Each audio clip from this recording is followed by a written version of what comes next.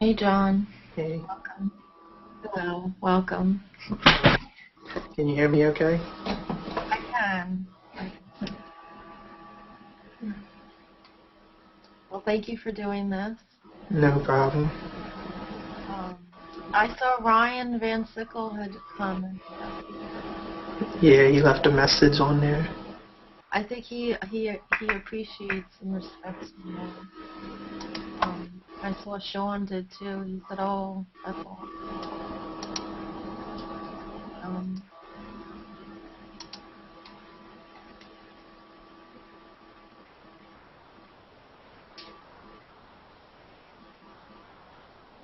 Um, okay, I'm gonna start it in about a minute.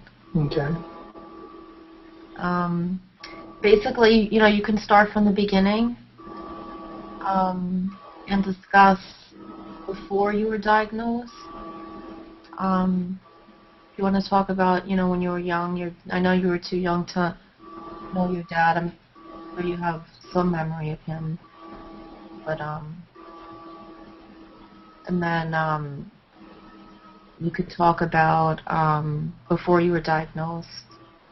You said you were suffering from suicidal ideation. Okay. I mean, do you want to? I don't want to get too personal if you don't want to. Oh, no, that's fine. Oh, okay. Um,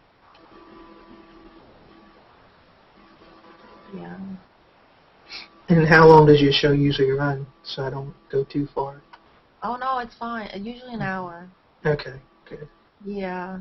It's you'd be surprised, an hour goes by really quickly. Are you in therapy now? You're not in therapy, are you? You just go once Um, a month? I go about once a month here, or once every couple months. Nice. Have you ever been in therapy before on a regular basis? Not real, and well, not really. Like once every couple months, or once every 3 months. It just depends. It Yeah. depends on what they're doing with the medicine. Because oftentimes they require you to be in treatment if you're on medication. Yeah. But I think it varies by state. Mhm. Because I know my mom had suicidal ideation and they made her go to therapy. Um, yeah, after that, they forced her to. Okay, I'm going to start it now. Okay. 5, 4. Welcome everyone to Inspiring People. Today we have John Fischel. John is a bipolar survivor. He's had many things going against him, but yet he still overcame the odds. 4.4% of Americans suffer from bipolar disorder, but few know of the impact that this often misdiagnosed illness can have on the lives of those who battle it.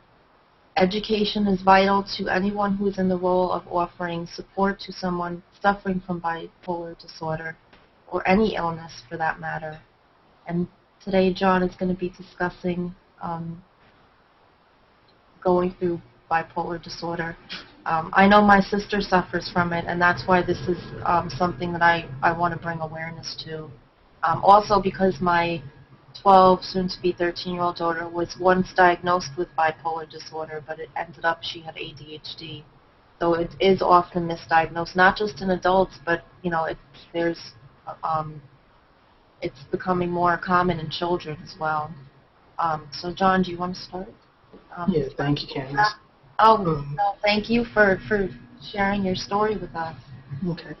I mean, it is a problem that does need more attention, that doesn't get the attention it needs. I guess my story before I was diagnosed, through school and everything, I never really had any problems at all. When I was about 19, before I was diagnosed with bipolar, I was having some other medical problems. I would wake up and I'd have really bad headaches to the point where I couldn't move at all. It felt like someone was sticking a knife in my head. And what had happened is I was born with a natural blockage, and fluid wasn't draining from my brain the way it was supposed to. So they had to put a tube in my head that basically drained the fluid from my brain. And the first time they went in and did the operation, I came out of the operation, the whole left side of my face was frozen up. Um, Basically, when they do that operation, they tell you up front that anything could happen. You could wake up, you could forget how to walk. Basically, the part of the brain they operate on, you could forget how to do any function that you know how to do. Anything could happen. Within like a couple weeks, I started having a really high fever. Had to go back into the hospital, and it had ended up getting infected, and it took a few days for them to find out what was going on. The medicine wasn't working, and come to find out the infection was actually on the tubing itself, which is why the medicine wasn't killing it. So they had to pull everything out and redo the whole operation again. And thankfully, when I came out of the operation that time, everything was back to normal. So from that operation, throughout the years, I've had a few side effects. The bipolar symptoms started to show up first later on in life. I had a lot of trouble with jobs, with mood swings and everything. It was hard to keep jobs. Went back and forth between jobs a lot, just losing my temper, quitting over stupid stuff. I always did a good job, so I'd leave one job and an old job would take me back. And basically I'd just keep going back and forth from one job to an old employer, back to another old employer, before I figured out what was going on.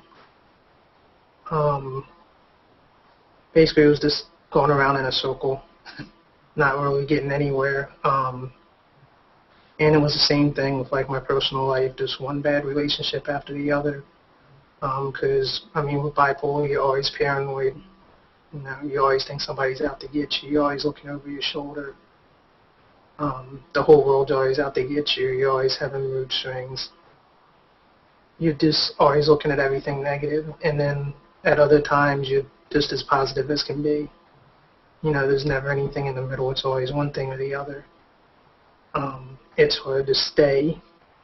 It's hard to stay stable. There's nothing,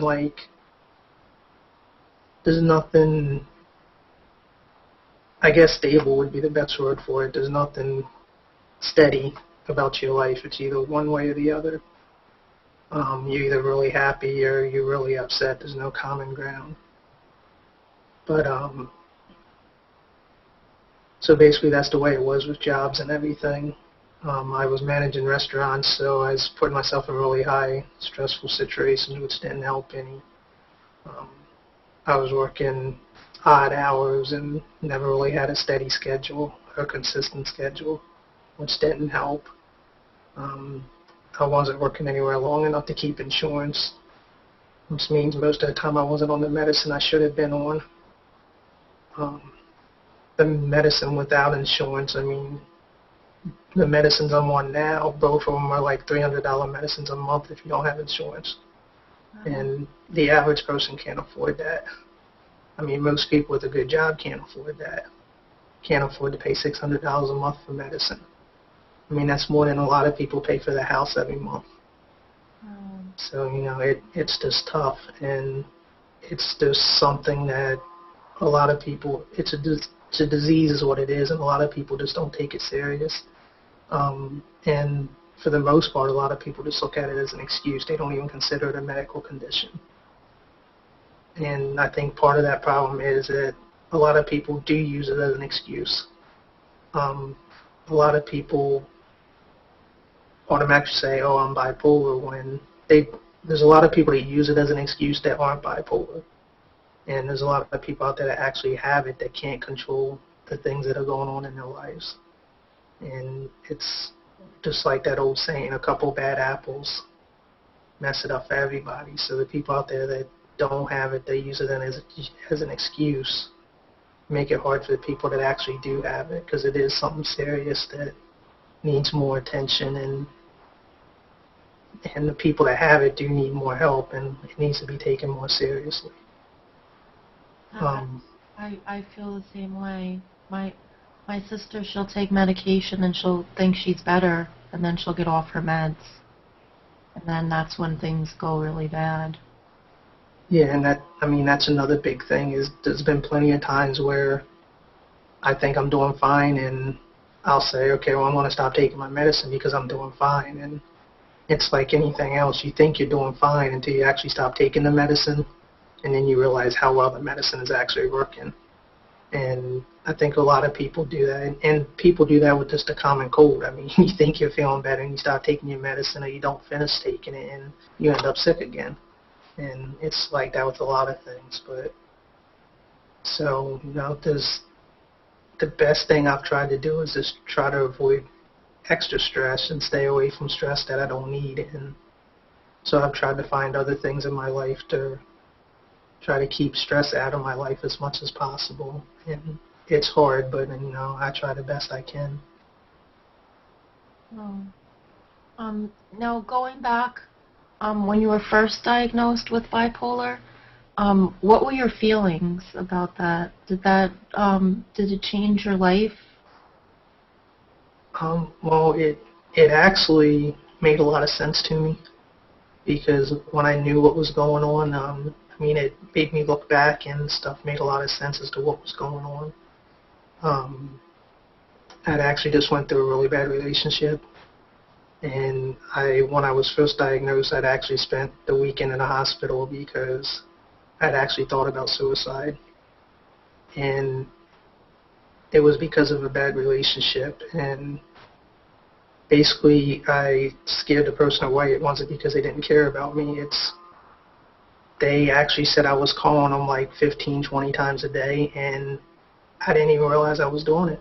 I mean, to me, I might have been calling 2 or 3 times a day, if even that. I was doing stuff like that, and I had no clue what was going on. And, that's when you sit back and you think about it, that's scary because I never even knew I was doing it. It wasn't anything I meant to do or anything that I was doing to scare anybody or cause anybody any harm. I just didn't realize how much I was doing the stuff or anything like that. How did your friends and family react when you told them that you were? Really, friends have been kind of a shaky subject over the years. It's to a point you understand that people don't want to be around you when you're stressed out all the time and you're depressed all the time, but at the same time, real friends, when you're like that, should want to stick around, and at a certain point, you would think they'd be like, hey, there's something wrong with you, you need to get help. But unfortunately, I didn't have those type of friends. I had the type of friends that wanted to distance themselves and not be there. And I think that was part of the problem also. I can understand that I was depressed all the time and people didn't want to be around me, but at the same time, you'd think someone would step up and be like, you're starting to act really strange. I think you need to go get help. So at that time, I wasn't really lucky enough to have good friends. So that's something I'm definitely working on now. What about your family? Well, I'm kind of back in those days. I kind of buried myself in work, and I was working 60, 70 hours a week, managing pizza restaurants. So it was basically work, sleep, work, and there wasn't much other stuff going on outside of work. So that working all the time was part of the problem also. I was putting a lot of the stress on myself. I was a workaholic. I was adding too much stress to my life. I wasn't on medication. I didn't know all the bipolar stuff was going on. So it's basically like a stick of dynamite waiting to explode.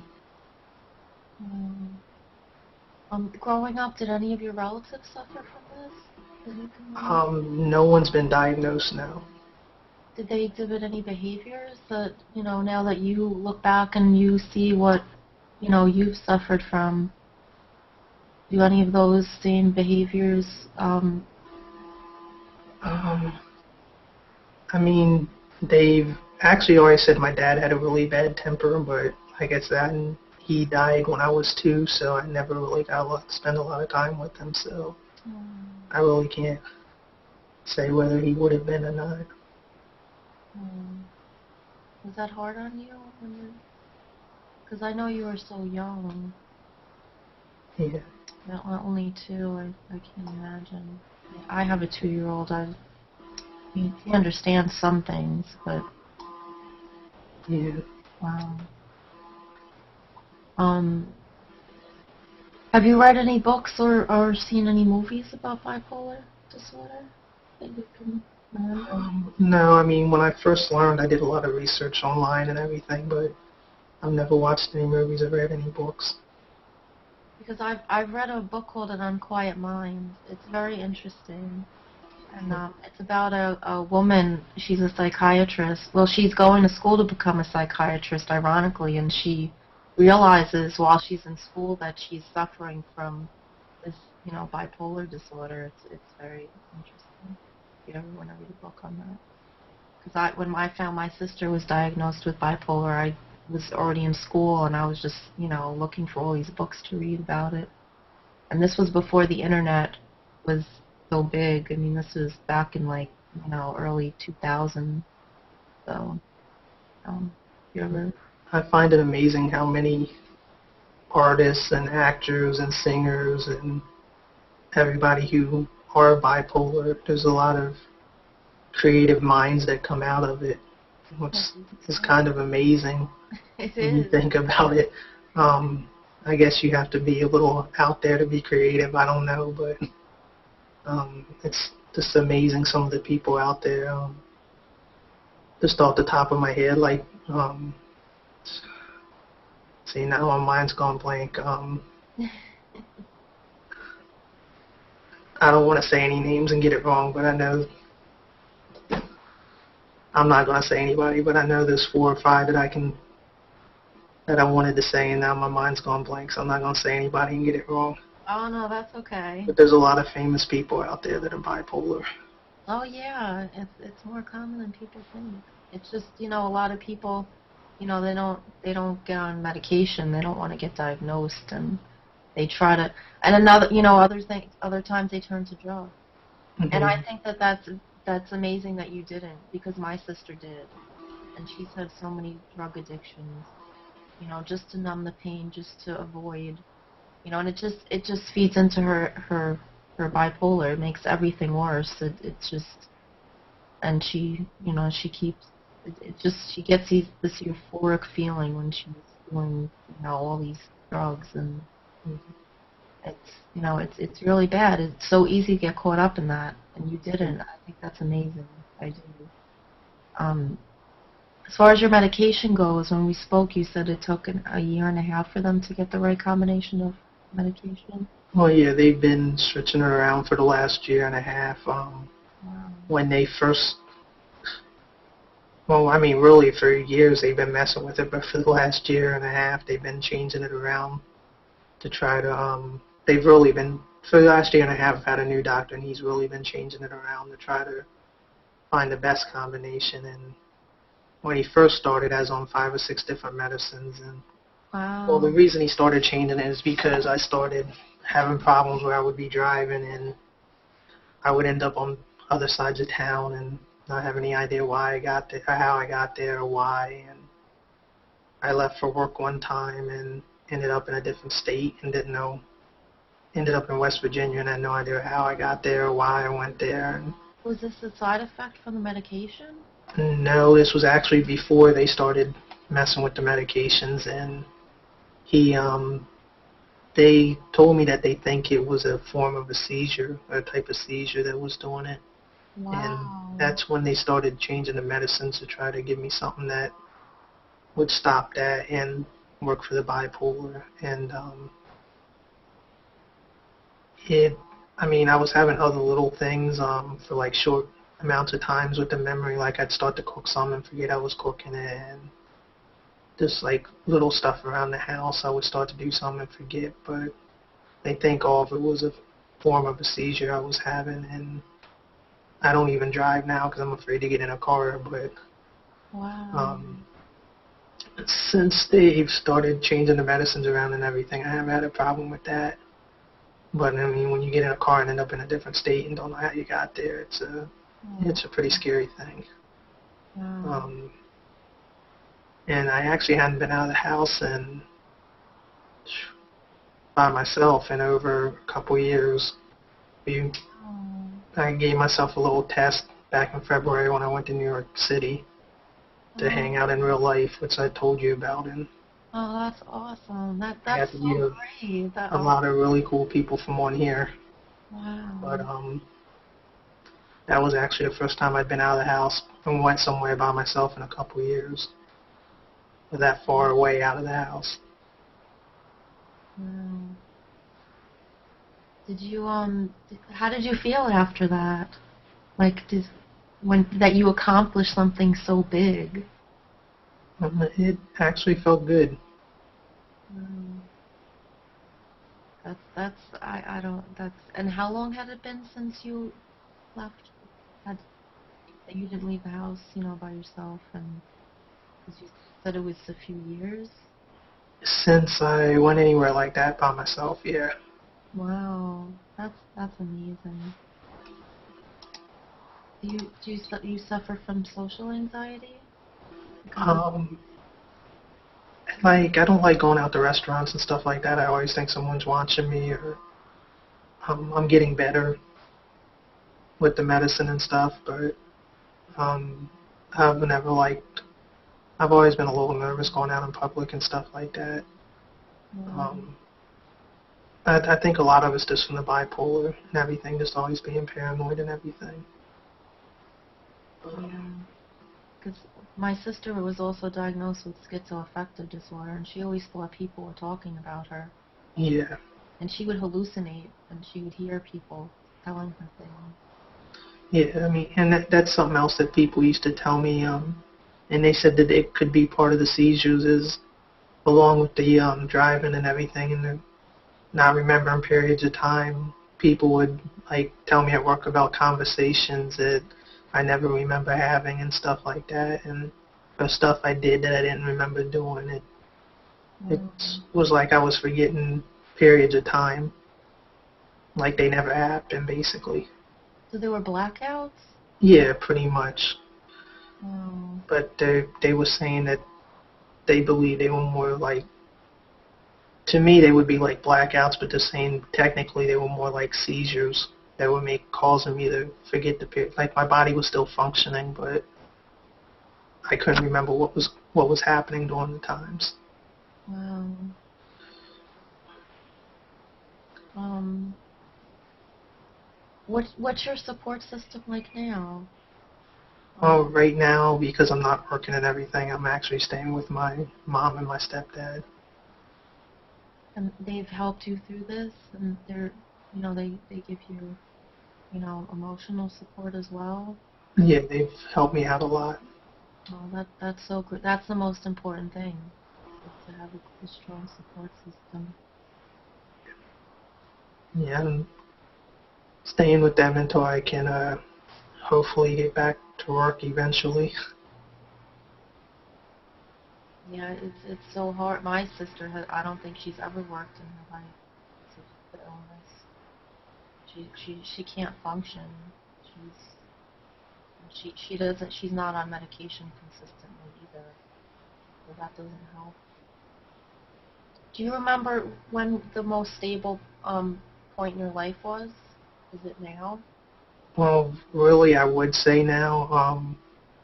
I'm doing a lot now to keep myself, um, to keep less stress. I mean, I'm keeping myself busy on here with the page I started, and I'm spending a lot of time with the pets we have at the house, and um, I've been feeling a lot better.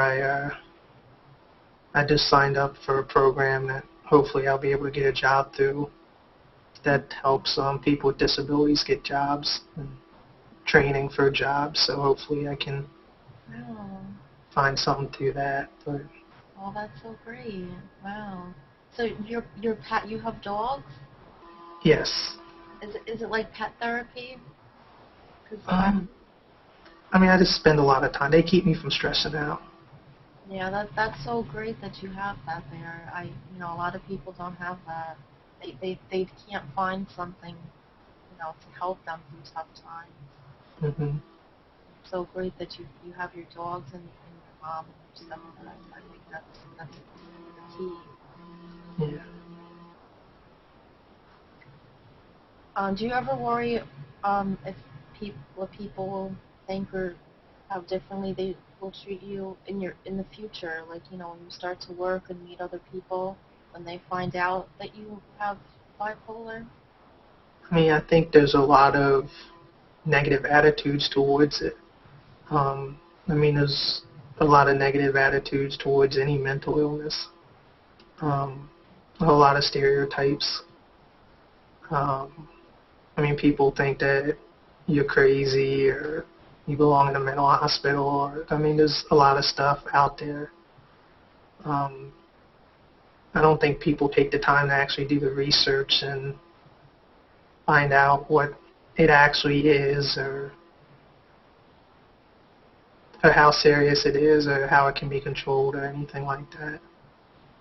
I think they just assume you belong in a nut house somewhere.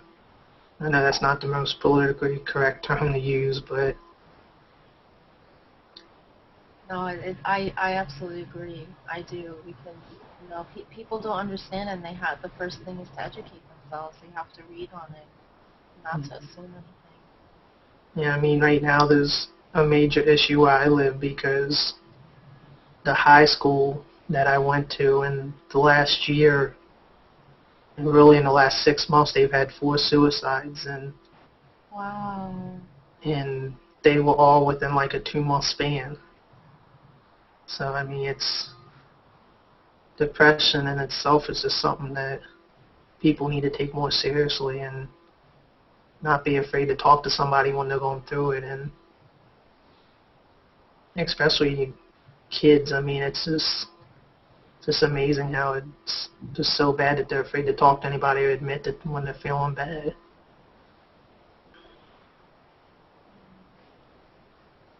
Do you think it's more?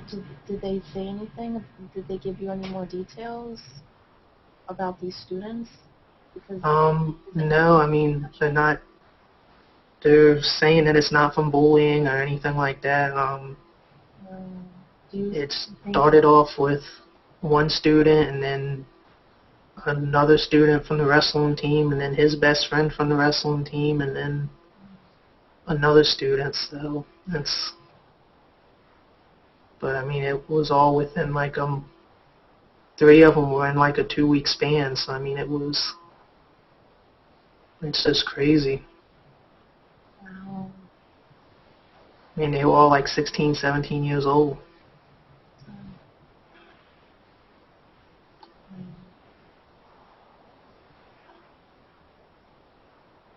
Um,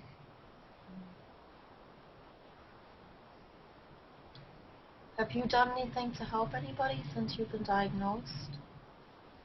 Um, I mean, really, I mean, I've tried to educate my family some. Well, that's good. Um, Do they keep up to date with bipolar? And I it's mean, always changing, and they always release new information. And yeah, I mean, I try to keep updated on everything and pass it along, but probably not as much as they should, but I try to make sure they do. it's said that people with bipolar they suffer from they experience triggers. Do you experience that? That will trigger, you know, an episode, or because can you help explain bipolar, because there's different types of bipolar, and there's episodes that people I can mean, have. I mean, there's different. I mean, there's manic where you're like paranoid all the time, and more like the upset side of the mood swings. And then there's times where you're just hyper, as in like the happy side. You're just overly happy and just overly excited, and it's just hard to stay like basic. I mean, the best way to explain it is it's a normal mood. It's hard to stay in. You're usually just overly happy or overly upset. Yeah, hard there's to extreme say. highs and extreme. Yeah, you have extreme highs and extreme lows. It's, I mean, there are days that you do feel normal, but it's hard to stay that way. It's usually one extreme or the next, and you easily go from one to the other. Um, and I mean, you could be riding down the road, and all of a sudden you start crying for no reason. I mean, you never know when each mood is going to hit you. Mhm. But I mean, one thing that's always helped me is, other than the pets, is music. I've always been able to express my moods in music more than anything. Like if I'm upset, I'll make a music or I'll make a cassette. I say cassette tape. Now I'm really saying my age. I used to make. If I was upset, I used to make like a mixtape, or I could always express myself better with music than I could actually saying something. And Um, that's part of what I do now. When I started the page on here, and that's why I do it, because music keeps me calm, and I try to help out all the musicians on here because it actually helps me more than it helps them. And I don't mean to sound selfish when I say that, but I no, mean, I think you're doing a great thing. I do. You're helping everyone. See that's how you've helped people. yeah, and I mean, I do it to help them, but I mean, and I feel great when they thank me and everything, and I just wish they knew how much it actually helps me too. And I'm getting just as much out of it as they do, and I'm very thankful for that. Oh, well, now they will. That's great. That's very great. So, yes, your page, your artist in the plus page. You see, you're giving more attention to the artists. I think it's wonderful. I do, and you get something out of it as well as they. So it's an exchange. I wish more people, people like my sister would have these things that to help them because she's a. I think the illness affects men and women differently. Hmm. Um, with her, she acted very promiscuous, and she'd go out and spend ridiculous amounts of money and. Well, see, I did the same thing though. I mean, you, the difference, I think, my main advantage, like, I probably honestly would have been a lot like your sister, except for the fact that I didn't get involved in the alcohol and drugs. And I mean, and I wouldn't like put this out there, but you already said this, and I had examples that kept me away from that. And I think if I would have been like that too. I was just lucky enough to stay away from that, but it makes it so that if you do get involved in those things, you can't help it. I mean, it just makes it so much easier to get caught up in all that. And those things lead to that kind of behavior. And I mean, once you get involved in all that, there's no coming back. And so, I mean, you can't really, I mean, I know it's hard not to get upset about it, but I mean, part of it is because of the bipolar, and I mean, it's going to happen, and it's a shame. I mean, I was lucky enough to be steered clear of some of that and What not get helped involved in the rest of it. what helped you stay away from all of that? Because Well, I mean, I I had people around me when I was younger that did a lot of alcohol and drugs, and I saw what it does to families, and I just didn't want anything to do with it. well, So I stayed away from it. I mean, I had when I was in high school, I mean, I had a friend that went to prison because he was at a graduation party, and he him and three him my one of my closest friends' older brother and two other guys, they went to prison because this one guy in school that was always picking fights picked a fight with him at a graduation party, and they were all drunk and they kicked the guy to death. oh, So I wow. mean, they were 17 years old and went to prison for life because they were drinking. I mean, I had another friend in high school that was drinking and got on a motorcycle and killed himself. Hmm. I mean, so I mean, I had a lot of examples when I was younger that just kept me away from all that.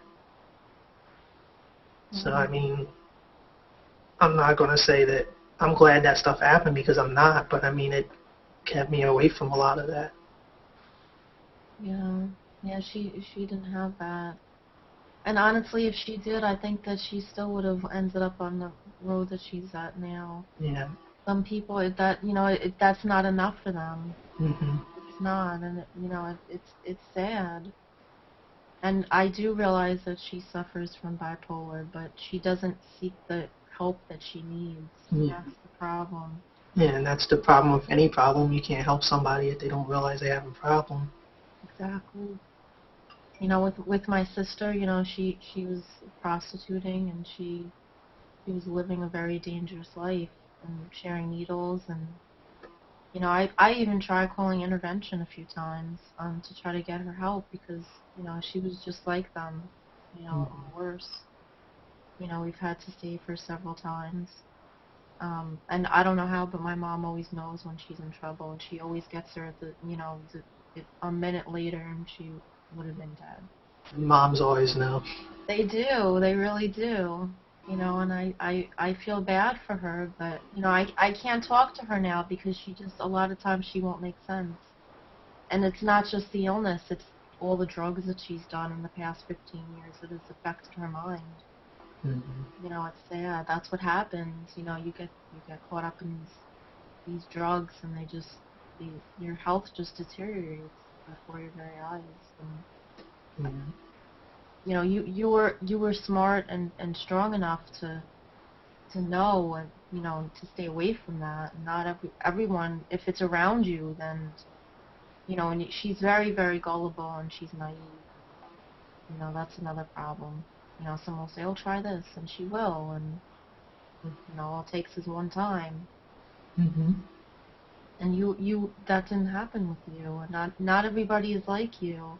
You were strong enough to rise above it and not get caught up in it. That's amazing. And you have a support system. That's another thing. My sister only has my mom, and my mom has her own problems. But it sounds like your mom has been there for you. And my mom, she tries to be there, but then she'll do things that she means well, but it comes off in the wrong way. Yeah. And it sounds like your mom is on the right track and there to support you, and that's wonderful. And you have your dogs. I think if my sister had a dog, she'd be better off too.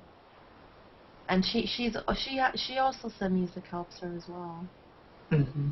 So I think music does play a huge role in a person's life. Was there anything else you want to share with us?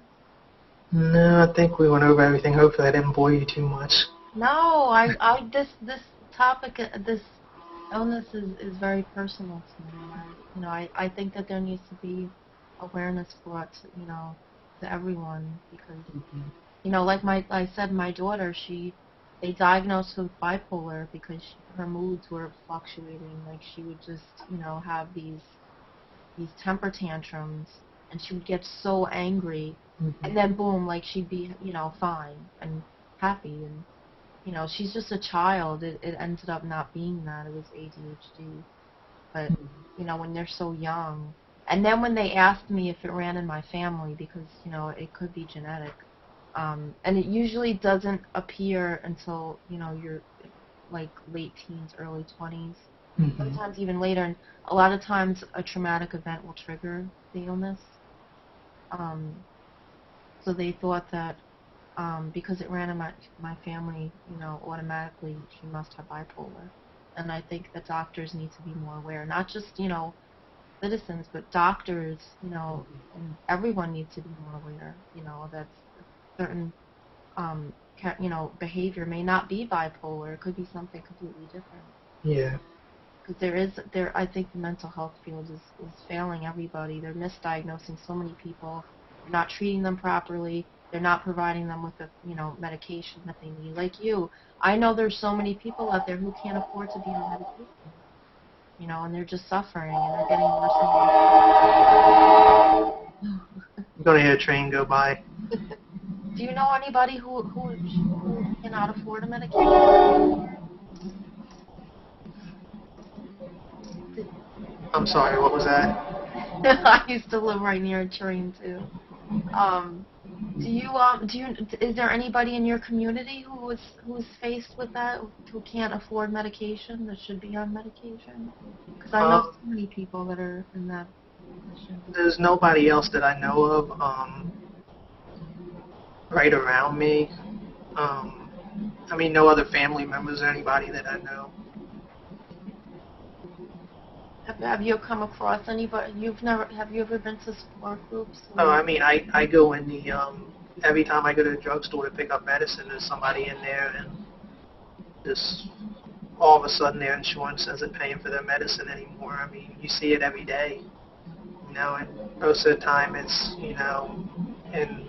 an older person that somebody's grandmother goes in there, and all of a sudden, it's a medicine they've been getting for years, and all of a sudden, oh, your insurance company isn't paying for this anymore, and it's crazy. It's medicine they've been getting for years, and all of a sudden they can't get it anymore because they can't afford it, and their insurance company just decides they're not paying for it. And you see it more and more every day. My sister, she was able to get her medication, but you would think she'd be on it because she's provided it, and she's not. She's been in and out of mental hospitals, for so many years now. It's sad. I think people need to step up, and they need to provide people with the medication that they need. Because then they go out and they're without your mind, you have nothing. And then they pose a threat to society because they're not all there, and they should be on medication. It's just so sad. I don't understand. It's unbelievable. I'm just so glad that you're able to do it, and you have what you need. Thank you. Yeah, it's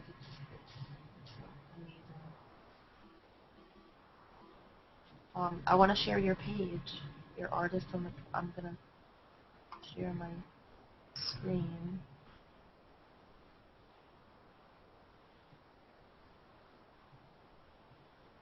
Do you want? I'm gonna screen share. Okay. Yes. This is John's Artist in the Plus. Do you want to tell people about it? What your goal is and? Well, it's just to help promote all the musicians and bands here on Google+.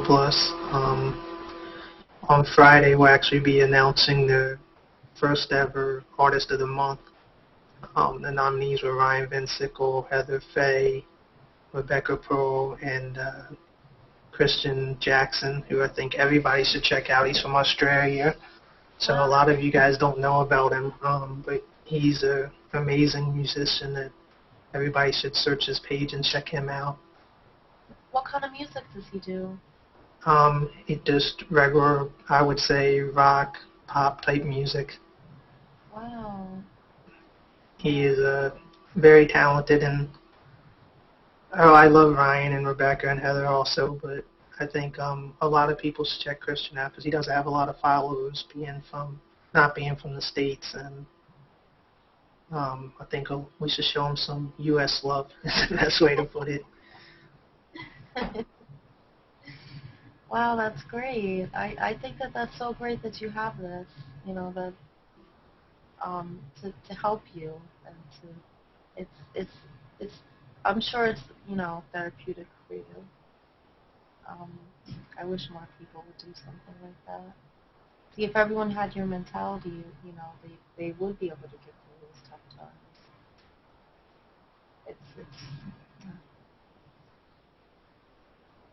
Well, I want to thank you for sharing your story. Well, thank you for having me on the show. And I hope the viewers learned something about bipolar. Because education is the first step to understand. I want to thank you again, and I want to bring awareness to this. Like like you said, bipolar it gets misdiagnosed a lot, and people do use it as an excuse. I grew up with some people, and as soon as their behavior would get all crazy, and they'd say, "Oh, you're bipolar." It's like a new term to call someone it's not even used appropriately, and it does affect people who actually are suffering from it. So I hope everyone learns something. John, you're an amazing person, and I hope everyone circles your page and they vote. I voted. Um, I think you do an amazing job, and I want to thank you again for sharing your personal story and having the courage to share with us all. Thank you. I wish you a great weekend, and to everyone else. And until next time, Okay, thanks. good night.